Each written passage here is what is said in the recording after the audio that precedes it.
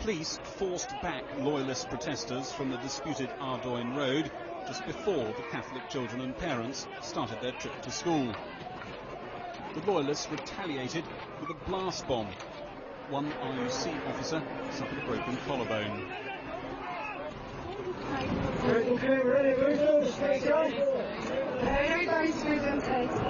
The school run then set off, surrounded by RUC shields and armoured vehicles.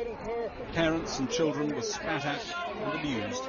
But earlier police push against loyalists did reduce the number of missiles thrown at the children.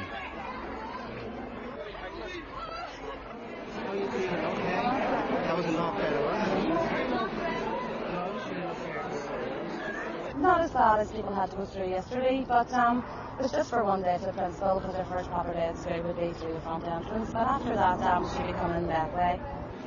But others are determined to come in the front entrance. And back down the road, the determination to oppose them is no less strong. The Protestants here speak of nightly intimidation and sectarian attacks by Republicans. They feel under threat from the neighbouring Catholic community.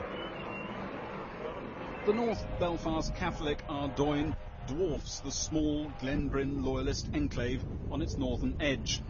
The newer bright red roofs visible on the top right of this picture.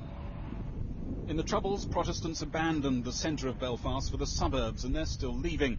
The Protestant enclaves that remain have become poorer, older communities, and they feel under threat. I lived in Ardoyne down there, and I was burned out of my house, and I've moved up here, and now they want us out of here. There's no way are we moving. No way are we moving. IRA, Sinn Féin, they stepped up their campaign to intimidate us out of our homes. That's what it's ethnic cleansing, you think? That's it, yes. They want your houses? Yes. That's what you think is going on? Mm-hmm. And the parents from the Holy Cross and the IRA are using their children as cover to attack the people in this area.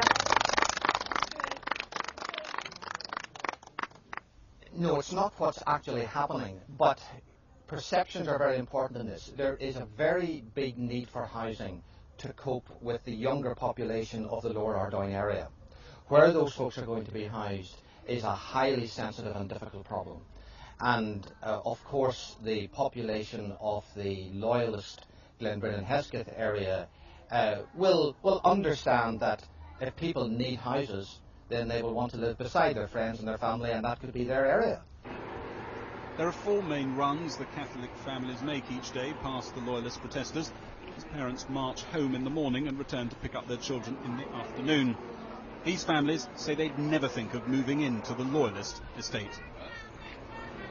I don't think anybody would want to move up here, so it's too used to own. Everybody's always been happy to use their own districts, so nobody wants to take over their houses. We recognise the Protestant area. There's nobody here up banging doors for Catholics to go into the houses. It's a Protestant area. The Protestant people and the housing difficulties there are the same as what they are here. So whoever told you, just go back and tell them it's rubbish. Police are braced for a repetition of last night's rioting. In total, 35 RUC officers have been injured in the last 24 hours. There are dozens of identified hotspots or sectarian interfaces across Belfast. Police anxiety is that tension on the Ardoyne road could be repeated elsewhere. Some of these parents say they won't be walking this route again, but most of them say they will. There'll be enough of them to ensure a massive police and army presence. This vicious neighbourhood conflict is going to continue. The only question is whether it'll spread. Gary Gibbon, Channel 4 News in North Belfast.